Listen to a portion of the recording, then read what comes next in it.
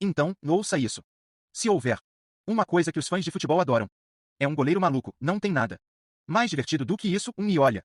Há muito que um goleiro poderia fazer para ser visto tão estranho, ou louco ou, você sabe, fora de a caixa, mais seu truque de festa número 1. Estar marcando gols, o que é simplesmente irônico. Independentemente disso, muitos guardiões se tornaram famoso por marcar gols. René Higuita marcou 43 gols na carreira. Jorge Campos marcou 46 e o grande Chilavert soprou os dois fora da água, marcando 63. Isso já soa absurdo, mas na verdade é apenas o segundo maior da história. Teve outro cara que marcou mais que o dobro do que Chilavert. 131 gols, marcados por um goleiro. No auge, em 2005, ele conseguiu 22 gols. Para comparação, naquela temporada, ele conseguiu superar Drogba, Michael Owen, Ibrahimovic, Beckham e até o Balão daquele ano. Vencedor do Dior, o todo-poderoso Ronaldinho. Ele era um jogador irreal, tão inacreditável, ele era apelidado de Vomito, porque se você não conseguiu para ver, você não acreditaria. Dizendo que ele era um em 1 bilhão seria um eufemismo. Como sempre diziam os torcedores do São Paulo, todo mundo tem goleiro, mas só temos o Rogério Ceni. Como você pode imaginar, ele marcou todos os seus gols, seja nos pênaltis ou no mais impressionante de todos e chutes livres, e eu sei que você é provavelmente se perguntando quão bom um goleiro tem estar nas cobranças de falta para que o técnico para escolhê-lo antes de qualquer outra pessoa? Bem, ele só começou a tomá-los em sua 6ª temporada e ainda encerrou a carreira com o mesmo número de cobranças de falta marcadas como Maradona e Messi. Apenas alguns tímidos de Ronaldinho e até Juninho, o maior cobrador de faltas de todos os tempos, só marcou 15 a mais que Ceni. Acho que já fiz o meu ponto. E ainda, não entenda errado, ele não apenas marcar gols, de jeito nenhum, ele era um fenomenal goleiro. Apesar de nunca ter saído da América do Sul, ele ainda ganhou aparentemente tudo o que havia para ganhar. Literalmente 10 troféus internacionais diferentes. E olha, para não mencionar constantemente o cara. Mas nem Ronaldinho, que é conhecido por supostamente ganhando todos os troféus disponíveis, conseguiu ganhar tantos quanto ele. A quantidade de recordes que ele quebrou é fora deste mundo. O cara era como uma falha em a matriz, o maior especialista em bola parada. Ele não apenas poderia marcá-los, mas também salvá-los.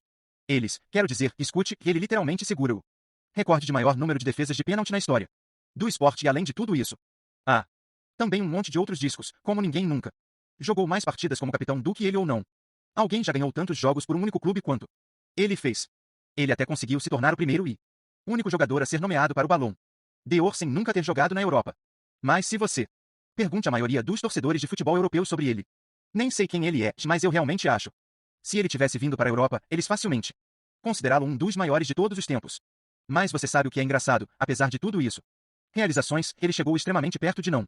Mesmo se tornando um jogador de futebol, as estrelas tiveram alinhar tantas vezes para que ele consiga onde ele está, e isso é quase inacreditável. Antes mesmo de ele nascer, sua mãe estava literalmente disse para interromper a gravidez, pois havia um alto risco de que ela ou o bebê poderia morrer a qualquer momento, mas ela decidiu arriscar tudo e seguir em frente. Então, ao fato de que por mais tempo ele só jogava como lateral, só descobriu. Ele foi ótimo entre os postes aos 15 anos de idade porque o goleiro de seu time se machucou. Então ele foi forçado a assumir seu lugar, simplesmente porque ele era o garoto mais novo do time. Então, por volta dos 18 anos, seu pai o forçou a rejeitar sua primeira proposta para jogar por um bom clube de futebol porque já trabalhou em banco, que seu pai achava que era muito mais prestigioso trabalho. Mas felizmente, ele foi demitido, o que finalmente permitiu-lhe integrar a sua primeira equipa, o Sinop, na 4ª divisão do futebol brasileiro, onde ainda era apenas o terceiro goleiro. Mas, novamente, sorte para ele, assim como eles começaram a ficar estranhamente longe em seu campeonato regional, que no Brasil é um grande negócio, cada outro goleiro do time se machucou. Mesmo nesse ponto, levando o jovem de 18 anos ir à baliza para o melhor da equipa de sempre. Conjunto de partidas teria sido insano, o que levou a diretoria para começar a procurar outro goleiro. Mas foi aí que o treinador foi em frente e disse: Ceni era mais do que suficiente. Eles eram tão perplexos com esta decisão, eles lhe disseram, claro, mas se perdermos, você está demitido e ele ainda foi em frente. E de alguma forma, Ceni acabou salvando um último minuto pênalti, levando o Sinop à vitória na próxima partida, colocando-os em seu caminho para ganhar seus campeonato regional pela primeira vez em sua história, contra todas as probabilidades, que então rendeu a Ceni um teste em São Paulo, onde as coisas finalmente indo, mas não antes de uma última coincidência. O que foi tão trágico quanto impressionante.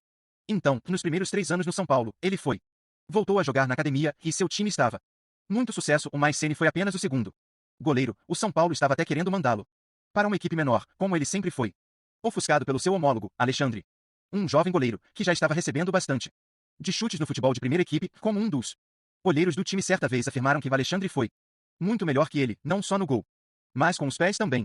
Essa coisa de cobrança de falta. O Ceni já fazia na época. Mas bem, assim como Alexandre parecia estar empurrando por uma vaga entre os 11 titulares do primeiro time, Ele saiu com alguns amigos e depois de uma noite de festa, ele decidiu voltar para casa em seu própria. Havia um trecho de estrada que estava percorrido. Na neblina, Alexandre adormeceu ao volante. Colidiu brutalmente com os separadores de estrada. E acabou falecendo na hora. Em consequência disso, Ceni foi convocado para a primeira equipe a ocupar seu lugar, como o mesmo escoteiro diria, sem aquele acidente, hoje. Ninguém saberia nem quem é Rogério Ceni. Mas passando para algo um pouco menos sombrio. Apesar não recebendo muito tempo de jogo em suas primeiras 4 temporadas. Com a primeira equipe, Ceni teve talvez o melhor timing de todos os tempos, recebendo medalhas pela Libertadores, a Copa Intercontinental e a Recopa Sul-Americana, apesar de gastar a maior parte de seu tempo no banco e finalmente conseguindo algum tempo na Copa Sul-Americana, levando aquele troféu e impressionando a todos o suficiente para finalmente chegar ao 11 inicial. No entanto, algo estranho aconteceu logo depois disso. Muricy Ramalho, seu treinador, constantemente pegar Ceni praticando cobranças de falta após o treino. E ainda mais surpreendente, ele era assustadoramente bom nisso, então ele se aproximou dele e disse brincando: para continuar trabalhando nisso, talvez um dia ele o deixaria cobrar uma falta em uma partida real, mas o que ele não percebeu é que Ceni realmente não era prestes a parar, e assim 6 meses e cerca de 15.000 cobranças de falta depois, vendo que ninguém estava trabalhando tão duro quanto ele fez o chocante decisão de nomear seu goleiro como seu novo especialista em cobrança de falta, e valeu a pena 3 gols nesse primeiro ano, outros 3 no segundo, que realmente os ajudou a ganhar o campeonato estadual. No terceiro já estava cobrando pênaltis também. Na quarta, ele conseguiu incríveis 7 livres. Chutar gols em um ano, que é como Lionel. Nível de eficiência de Messi, e ainda conseguiu marcar um pontapé livre decisivo na segunda mão da final do campeonato estadual para dar o título ao São Paulo ao vencer Santos 3-2. E assim, de repente, ele estava recebendo a braçadeira de capitão.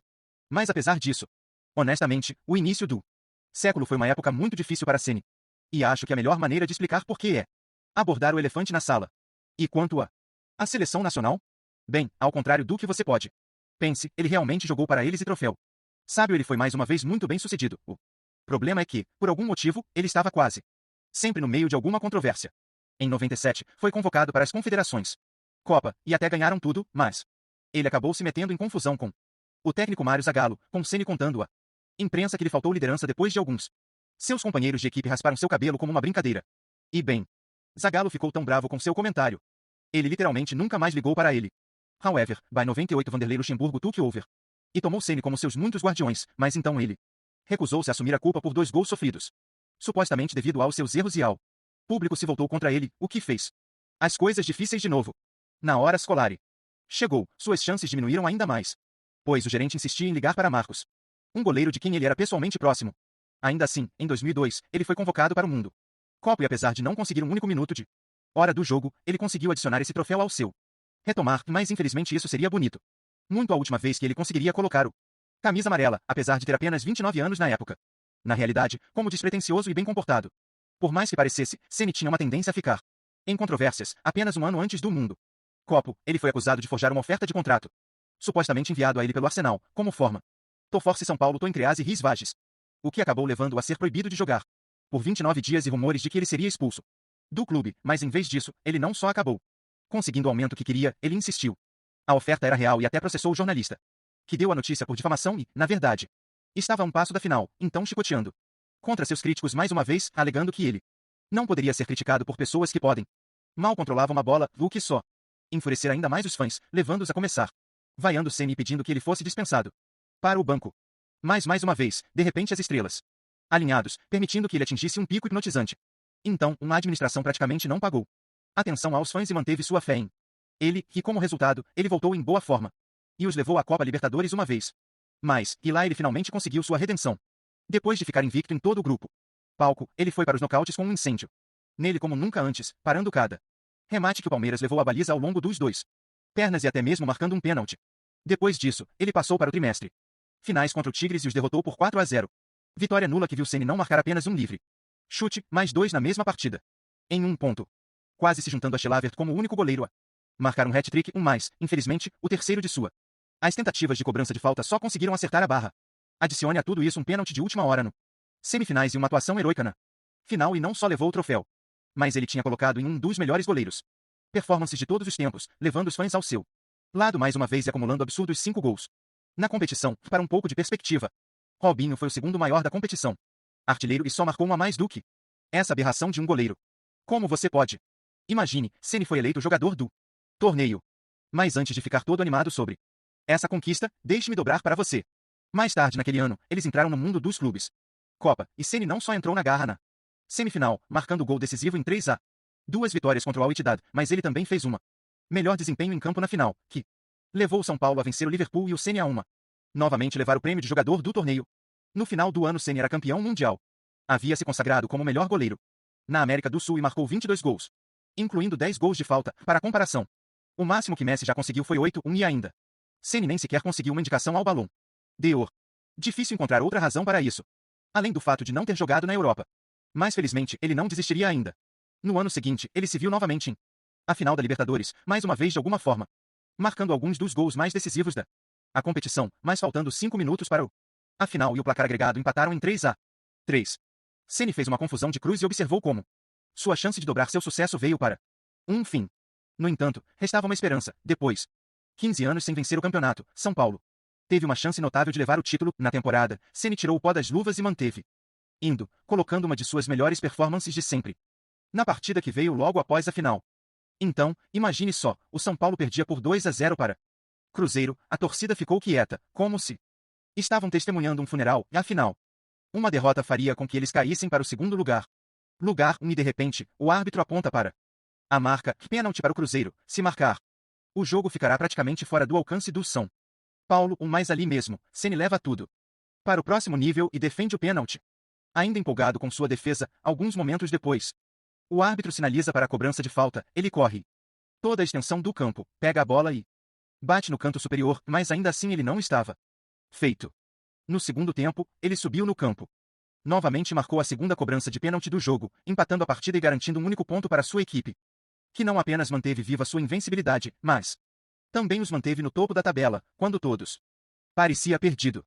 Placar, o esporte de maior sucesso. Jornal do Brasil, nunca havia premiado um jogador com uma classificação de 10 em 10 em sua história.